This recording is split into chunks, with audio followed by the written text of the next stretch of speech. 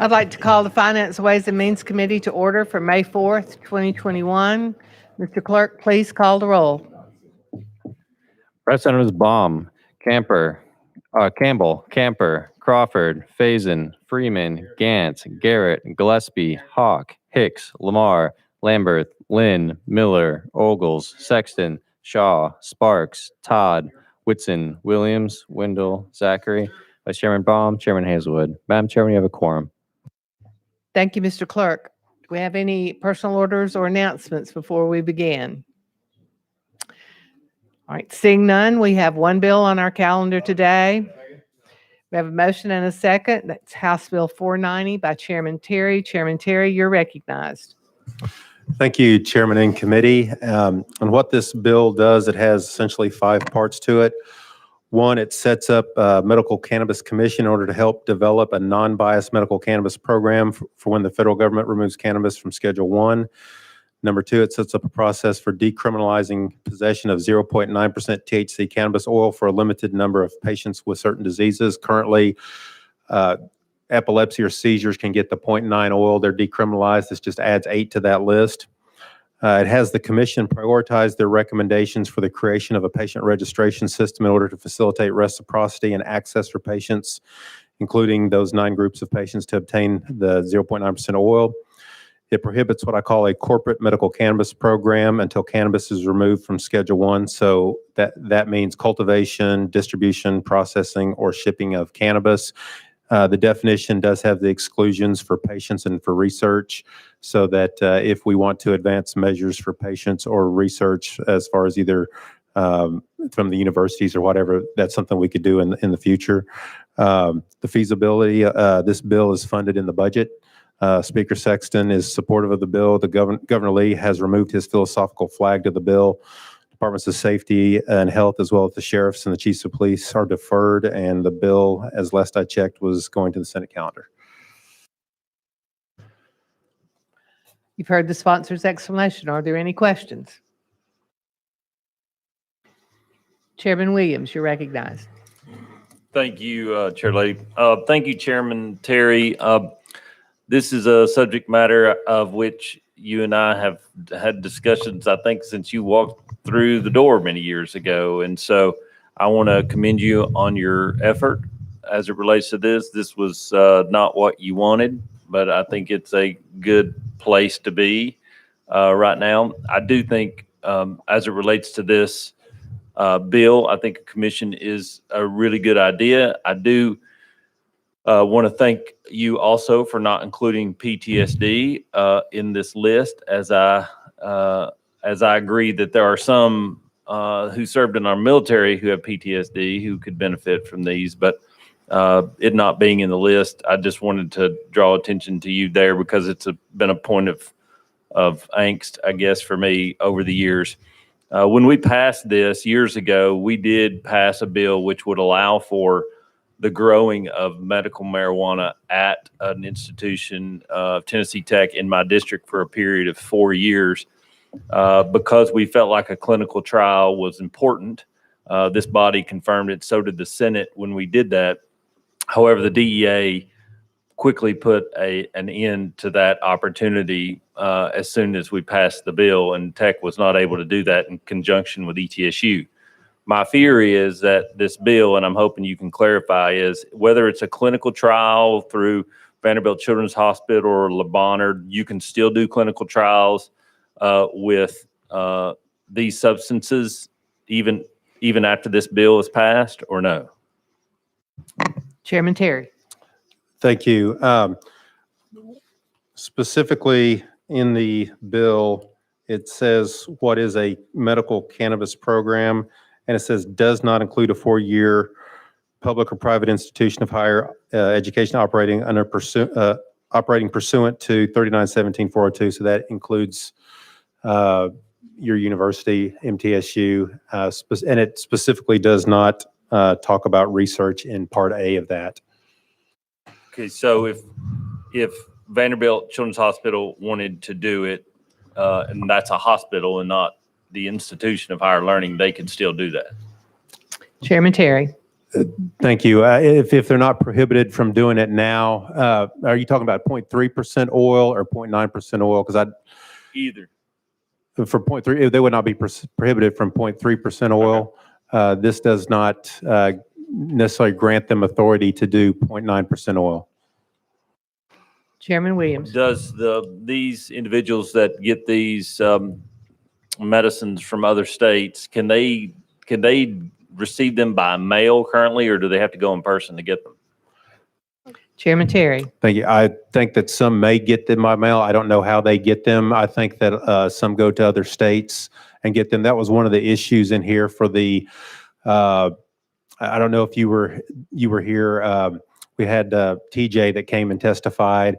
As far as getting the commission, getting a registry up, he takes 0.3 oil because his mom won't get them, go above that level to go somewhere else to get them. But if she would be able to get him registered, then she could potentially go to Arkansas or to Georgia or another state and get him that way. Okay, Chairman Williams. thank you. When we passed this legislation, which enabled these 8 other diagnoses to happen, I had a young man in my district who, his name is John Alex, who used these medicines. He had special needs, and his parents called me. I'm turning to Kevin Vaughn, whom I love, but his parents. He was 17 when he started taking them, and it was the first night they ever slept through the night as a couple since he was born was after taking these. So my father-in-law passed away from prostate cancer after a 7-year battle and opioids. And I wish there was the opportunity for him to try something like this back then. So I think it's really important what you're doing. I think it's really important what the commission is purposed to do. And so I will be supporting your bill. Thank you. Thank you. Chairman Todd. Thank you, Madam Chair. I'm trying to get my hands around this as I'm seeing the last amendment today. And am I clear that we're doing really 2 things? We're creating a commission to study a number of things that's laid out in the bill, but we're also adding some conditions to a list that's already in code where up to 0.9 THC products can be utilized for. Is that correct? Chairman Terry. That is essentially that's correct. Yes. Chairman Todd. I just want to, I guess, get something on the record that I've mentioned before in other committees. A couple of years ago, when we as a legislature got our laws dealing with hemp in line with the Federal Farm Act at that time, I had to do a lot of research on that. And one of the things that I learned through that whole process, a very lengthy process, was that anything you want from, quote, marijuana, you can get from hemp. The concentrations of THC are definitely less, but in a lab setting, they can be concentrated to this 0.9% or pretty much anything else you want, any other percent that you would like. So I would just caution that going down this road, I'm very concerned about, because every single state that I know of that has gone down a medical marijuana or medical cannabis road has ended up with recreational at some point. Usually it's fairly quickly. And I'm very concerned about that. And I would just implore our members to note that, again, anything you want medically out of this plant, you can get from a legal plant called hemp, every single component. So I'm just very cautious about it. I probably won't support this bill for that very reason, because I just think we're going down a dangerous road. I appreciate the intent of it, and I think there are a lot of very good things that come from the hemp plant and cannabis plant, but I think if we do it in the right realm, then we get the benefits that the previous speaker mentioned, as well as benefits that many friends of mine tell me they get from hemp oil, from certain products in that realm. So I appreciate you bringing this and the intent of it, for sure, and especially knowing your profession and your background and the research you've done on this. Thank you. Representative Miller. Thank you, Madam Chair Lady. Thank you, Representative, for the bill. although I think it's at a snail's pace, but it's movement. You may have an answer to this question. I think you did answer it earlier meetings, but since 2006, probably prior to that, do you know that Tennessee has been maybe 3, at some point 2, in the production of marijuana plants in this country? Were you aware of that? Chairman Terry. Yes, in fact, the last I'd heard, we are 3rd in the country as far as recreational marijuana, behind California and Kentucky. But 2nd or 3rd since 2006 and or before 2006 in the production of the plants, which tells me one of 2 things. We got some of the best soil in the country, or we are unable to eradicate that. In other words, to do away with it, where we will be number 10. We haven't done that in 10 years. And chances are we never, ever going to do it. So this whole idea that you have over 30, I think, states in this country that have legalized medical marijuana from a state perspective, you would think that there would be a blueprint out there where common sense kicks in to the state of Tennessee. All of those states out there we can go to and we can ask all of these questions that we have and get some idea of how they have been operating since the legalization of medical marijuana in their states. And Tennessee, we are surrounded by that.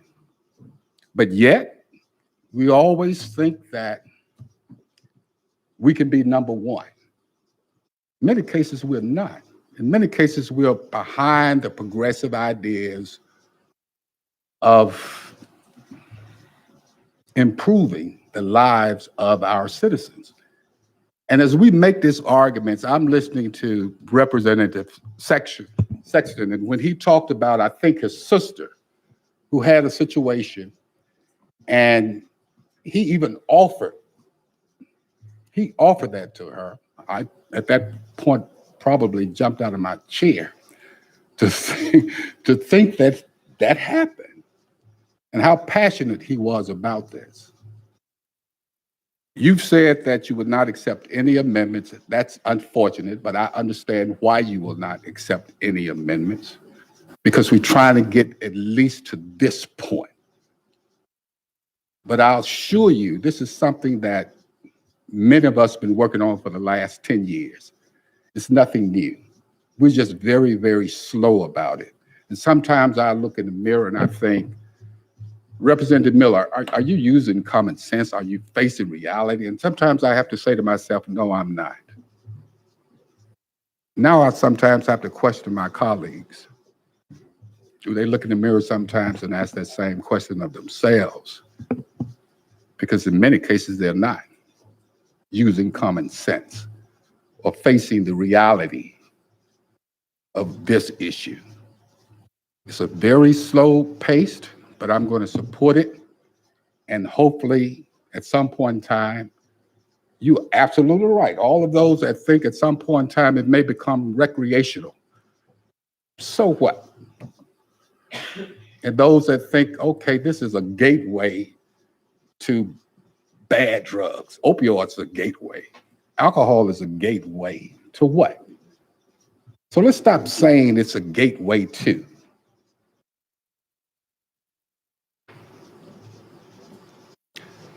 Thank you, Mr. Chairman. I thank you for your comments, and I agree. Us being 3rd in the nation in recreation, it's already there. But from a patient standpoint, for patient safety, taking this step getting them off that rec market if it's something they may do, if they can go this route to help those patients. I'm here to advocate for them. But I appreciate your comments. Thank you.